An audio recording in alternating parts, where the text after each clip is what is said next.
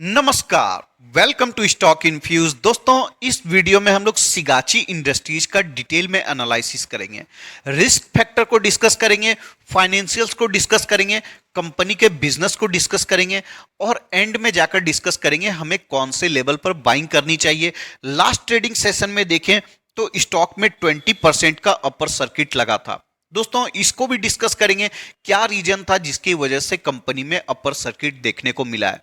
सबसे पहले कंपनी के अगर बिजनेस को देखें, कंपनी क्या काम काज करती है, तो कंपनी माइक्रो क्रिस्टलाइन सेलुलोज का मैन्युफैक्चरिंग करती है जो कि फार्मास्यूटिकल इंडस्ट्री में इस्तेमाल होता है। कंपनी 59 तरीका का माइक्रो क्रिस्टलाइन सेलुलोज का मैन्युफैक्चरिंग करती है। अगर कंपनी के रेवेन्यू को देखें तो कंपनी का रेवेन्यू 75% फार्मास्यूटिकल से आता है, केमिकल इंडस्ट्रीज से 10% का आता है, फूड से 10% का आता है और कॉस्मेटिक इंडस्ट्रीज से 5% का रेवेन्यू आता है। अगर कंपनी का ज्योग्राफी वाइज रेवेन्यू ब्रेकअप को देखें तो 25% रेवेन्यू डोमेस्टिक मार्केट से आता है और 75% रेवेन्यू कंपनी का एक्सपोर्ट मार्केट से आता है। मतलब कंपनी बहुत ज्यादा मात्रा में बाहर के देशों में एक्सपोर्ट करती है अपने प्रोडक्ट्स को।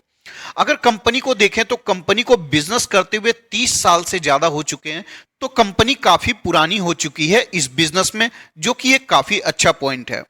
अब दोस्तों, अगर कंपनी के मैन्युफैक्चरिंग फैसिलिटी की बात करें तो कंपनी के पास 3 मैन्युफैक्चरिंग फैसिलिटी अवेलेबल है। सबसे बड़ा मैन्युफैक्चरिंग फैसिलिटी हैदराबाद में है, उसके बाद जागडिया में है और दहेज में भी कंपनी का मैन्युफैक्चरिंग फैसिलिटी अवेलेबल है। कंपनी फ्यूचर में कैपेसिटी एक्सपेंशन करना चाहती है।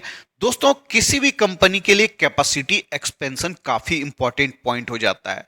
दोस्तों, कंपनी कैपेसिटी एक्सपेंशन कब करती है? जब कंपनी के प्रोडक्ट्स का डिमांड होता है, उसी को फुलफिल करने के लिए कंपनी अपने कैपेसिटी को बढ़ाती है। दोस्तों, अगर कंपनी का प्रोडक्ट्स का डिमांड होगा, कंपनी उसको फुलफिल कर पाएगी, तभी सेल्स में अच्छा ग्रोथ देखने को मिलेगा, कंपनी को प्रॉफिट में अच्छा ग्रोथ देखने को मिलेगा। उसी की वजह से स्टॉक अल्टीमेटली ऊपर जाता है। अगर कंपनी शॉर्ट टर्म में किसी न्यूज की वजह से ऊपर चली जाती है तो दोस्तों वो नीचे भी ऑटोमेटिक आ जाती है, क्योंकि न्यूज की वजह से स्टॉक ऊपर जाना नेचुरल प्रोसेस नहीं है। नेचुरल प्रोसेस है कंपनी प्रॉफिट कमाती है, उसके अकॉर्डिंग स्टॉक का प्राइस धीरे धीरे करके ऊपर जाता जाता है। अगर कंपनी के एक्सपोर्ट को देखें तो कंपनी 50 से भी ज्यादा कंट्री में एक्सपोर्ट करती है। अगर फटाफट कंपनी के फाइनेंशियल्स को देखें तो 1000 करोड़ का मार्केट कैप है, बहुत ही छोटी कंपनी है, एक माइक्रो कैप कंपनी है। अगर प्राइस टू अर्निंग रेशियो को देखें 23.7 का है, रीजनेबल माना जाएगा। आरओसी 26.5 का है, रिटर्न ऑन इक्विटी 23.6 का है, दोनों ही काफी अच्छा माना जाएगा। अगर कंपनी के डेट को देखें तो 65.9 करोड़ का डेट है, उसके कंपैरिजन में कंपनी के पास 216 करोड़ का कैश रिजर्व है। अगर पैग रेशियो को देखें तो 0.35 है, काफी रीजनेबल माना जाएगा। कंपनी पैग रेशियो के हिसाब से और प्राइस टू अर्निंग रेशियो दोनों ही हिसाब से आपको सस्ती नजर आती है। दोस्तों, छोटी कंपनी है, लेकिन छोटी कंपनी होने के बावजूद भी अगर कैश रिजर्व को देखें तो काफी ज्यादा है। उसके कंपैरिजन में डेट कंपनी के ऊपर काफी कम है। कंपनी जब चाहे अपने डेट को क्लियर कर सकती है। तो कंपनी को ओवरऑल देखें तो कंपनी डेट फ्री मानी जाएगी। छोटी कंपनी जिसका अगर सेल्स भी अच्छा हो, फाइनेंशियल्स अच्छा हो, तो ये काफी पॉजिटिव माना जाता है। अगर सेल्स के ग्रोथ को देखें तो ईयर ऑन ईयर बेसिस में आपको देखने को मिलेगा 81 करोड़ का सेल्स था, 102 करोड़ का होता है, 128 करोड़ का होता है, 139, 188, 249 और 286 करोड़ का सेल्स पहुंच चुका है ट्रेलिंग 12 मंथ में। तो सेल्स में काफी अच्छा ग्रोथ देखने को मिलता है। ऑपरेटिंग प्रॉफिट मार्जिन को देखें तो पहले ये कम था, लेकिन अभी के समय में देखें तो 19, 20, 21% के आसपास झूलता हुआ नजर आ रहा है। अभी थोड़ा सा प्रेशर है कंपनी के ऊपर, इसलिए ट्रेलिंग 12 मंथ में 19% का देखने को मिल रहा है। इससे पहले 2 साल 20% का था। अगर नेट प्रॉफिट को देखें तो एक समय कंपनी का प्रॉफिट 2017 में 3 करोड़ का था, सीधे बढ़कर 8 करोड़ हो जाता है। अब दोस्तों, परसेंटेज के टर्म्स में देखिएगा तो ये 250% से भी ज्यादा का ग्रोथ देखने को मिल रहा है। फिर 8 करोड़ का प्रॉफिट सीधे 20 करोड़ का होता है, 250% का ग्रोथ, 20 करोड़ ही रहता है प्रॉफिट, 29 करोड़ होता है, 38 करोड़, और ट्रेलिंग 12 मंथ में 43 करोड़ का पहुंच चुका है। तो कंपनी का सेल्स भी बहुत अच्छे से ग्रो कर रहा है और कंपनी का प्रॉफिट भी काफी अच्छे से ग्रो करता हुआ नजर आ रहा है। अगर कंपाउंड सेल्स ग्रोथ को देखें तो 25% का 5 ईयर का है, 3 ईयर का भी 25% का है, और ट्रेलिंग 12 मंथ का 37% नजर आता है। तो 5 साल, 3 साल और ट्रेलिंग 12 मंथ में हर समय कंपनी का कंपाउंड सेल्स ग्रोथ काफी अच्छे प्रतिशत के साथ बढ़ रहा है। कंपाउंड प्रॉफिट ग्रोथ भी काफी अच्छा नजर आता है। 5 ईयर का 68% है, 3 ईयर का 24% है, ट्रेलिंग 12 मंथ में 26% है। CAGR रिटर्न आपको कुछ भी देखने को नहीं मिलेगा क्योंकि कंपनी को लिस्ट हुए बहुत ज्यादा टाइम नहीं हुआ है। अगर रिटर्न ऑन इक्विटी देखें तो बहुत ही बढ़िया नजर आता है। अगर शेयर होल्डिंग पैटर्न को देखें, छोटी कंपनी में देखना काफी इंपॉर्टेंट होता है। प्रमोटर के पास 48.48% का स्टेक है। अगर FII के स्टेक को देखें तो पिछले क्वार्टर के कंपैरिजन में कम हो गया है। DII का भी स्टेक पिछले 2-3 क्वार्टर में काफी कम हो गया है।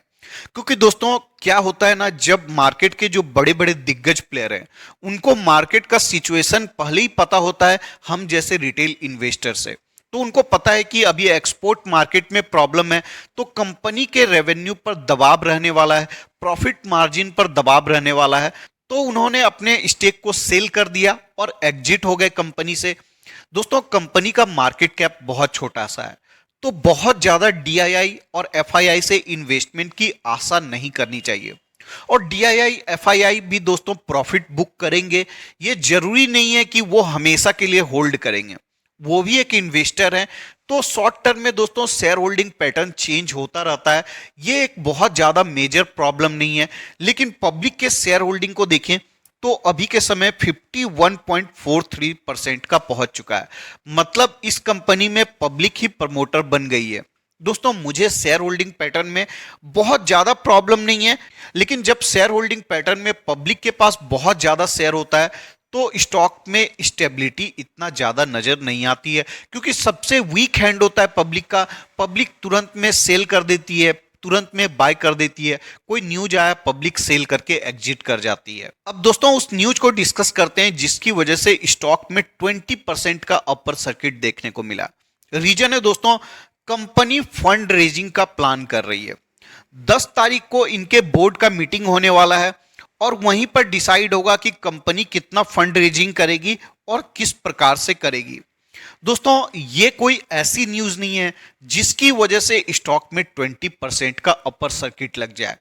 जैसा कि हमने देखा 1000 करोड़ का मार्केट कैप है, तो जो बड़े इन्वेस्टर होते हैं और जो आप समझ रहे हैं कि जो भी ऑपरेटर्स होते हैं वो ऐसे स्टॉक को काफी अच्छे से मैनिपुलेट कर पाते हैं।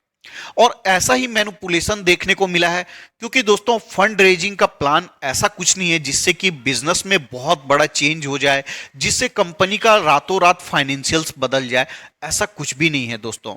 इसलिए आपको न्यूज के बेसिस पर इस कंपनी में बिल्कुल भी इन्वेस्टमेंट करने का सोचना नहीं चाहिए, क्योंकि दोस्तों न्यूज का बेनिफिट ट्रेडर्स उठाते हैं, जो इन्वेस्टर होते हैं वो फाइनेंशियल्स को और लॉन्ग टर्म बिजनेस प्लान को देखकर इन्वेस्टमेंट करते हैं किसी भी कंपनी में, और तब इन्वेस्टमेंट करते हैं जब स्टॉक में डिस्काउंट चल रहा होता है, जब फियर का माहौल होता है। ऐसे समय में इन्वेस्टमेंट नहीं करते हैं जब ग्रीड देखने को मिलता है किसी न्यूज की वजह से। अब दोस्तों हम लोग कंक्लूजन की तरफ आते हैं, कुछ पॉजिटिव पॉइंट को डिस्कस करें तो कंपनी का बिजनेस बहुत अच्छे से ग्रो कर रहा है, कंपनी का सेल्स अच्छे से ग्रो कर रहा है, प्रॉफिट बहुत ही अच्छे से ग्रो कर रहा है। कंपनी छोटी है लेकिन दुनिया में one of the major player है जो माइक्रो क्रिस्टलाइन सेलुलोज का मैन्युफैक्चरिंग करती है। दूसरा पॉइंट है दोस्तों, जो इसके लिए अभी निगेटिव पॉइंट है वही आने वाले समय में पॉजिटिव पॉइंट बदल जाएगा। 75% रेवेन्यू कंपनी का एक्सपोर्ट मार्केट से आता है। दोस्तों जैसे जैसे डॉलर का वैल्यू बढ़ता जाएगा रुपए के कंपैरिजन में, वैसे वैसे कंपनी को डॉलर वैल्यू का भी बेनिफिट मिलेगा, क्योंकि 75% रेवेन्यू बाहर से आता है। कंपनी डॉलर में पेमेंट लेगी और उसको रुपए में कन्वर्ट करके ही लाएगी, तो कंपनी को इसका भी बेनिफिट मिलेगा। अब दोस्तों निगेटिव पॉइंट की बात करें तो निगेटिव पॉइंट है कंपनी का share holding pattern. Share holding pattern में पब्लिक के पास बहुत ज्यादा शेयर है, इस कारण आपको स्टॉक में स्टेबिलिटी थोड़ी कम देखने को मिलेगी। और दूसरी पॉइंट की बात करूं दोस्तों, तो कंपनी का मार्केट कैप बहुत छोटा है, तो ऐसे स्टॉक में मैनिपुलेशन आसानी से होता है, स्टॉक में गिरावट भी बहुत ज्यादा होगी, और जब स्टॉक भागेगा तो भी बहुत तेजी से भागता हुआ नजर आएगा। दोस्तों, अगर इन्वेस्टमेंट की स्ट्रेटेजी की बात करें तो आप पहला इंस्टॉलमेंट 300 रुपीज के ऊपर लगा सकते हैं। अभी भागते हुए स्टॉक में इन्वेस्टमेंट मत करिएगा दोस्तों, कोई फायदा नहीं है। अगर स्टॉक भाग जाता है तो भागने दीजिए, फोमो बाइंग मत करिए। 300 रुपीज के लेवल के आसपास आएगा तो आप अपना पहला इंस्टॉलमेंट लगा सकते हैं। अगर स्टॉक में और गिरावट होती है 265 रुपीज से 275 रुपीज के लेवल के आसपास आता है, तो आप अपना नेक्स्ट इंस्टॉलमेंट वहां लगा सकते हैं। ऐसे कंपनी में दोस्तों अपने पोर्टफोलियो का 2 से 3% ही इन्वेस्टमेंट करिएगा, इससे ज्यादा बिल्कुल भी इन्वेस्टमेंट मत करिएगा। अगर आपका पोर्टफोलियो छोटा है, 2 से 3% का अमाउंट कम होता है, तो ज्यादा से ज्यादा 15-20 हजार रुपए का इन्वेस्टमेंट इस कंपनी में करिएगा और इन्वेस्टमेंट कर छोड़ दीजिएगा। और जब भी बाइंग करिएगा कम से कम 2 से 3 इंस्टॉलमेंट में ही बाइंग करिएगा। कंपनी फंडामेंटली स्ट्रांग है, सेल्स एंड प्रॉफिट का ग्रोथ अच्छा है, रिस्क जैसा कि हमने डिस्कस कर ही लिया है, छोटी कंपनी है, छोटा ही इन्वेस्टमेंट करिएगा। इस वीडियो के डिस्कशन के लिए इतना ही रखते हैं। आपका ही चैनल है, चैनल को सब्सक्राइब कर लीजिएगा। मिलते हैं किसी और वीडियो में, तब तक के लिए धन्यवाद।